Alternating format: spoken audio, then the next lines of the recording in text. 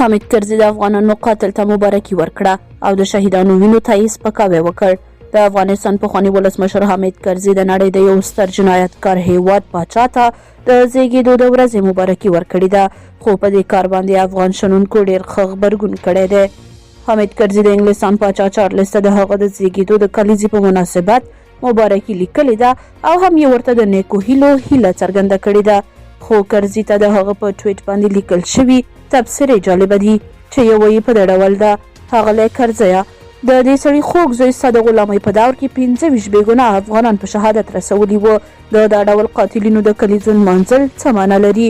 او یا خو دا چې تاسو د افغانانو له وژنې سره موافق یاستئ؟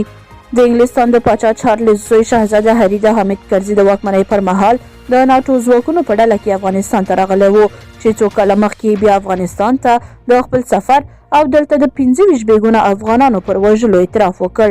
مشهور طالب استاد یاسر هغه مهال چې کرزي واکمن و، هغه ته یې په کرات ویلي و چې ته مظلوم یې، تا باندې ظلم کیږي او دا کوم څه چې روان دي دا ستا په خیر نه دي.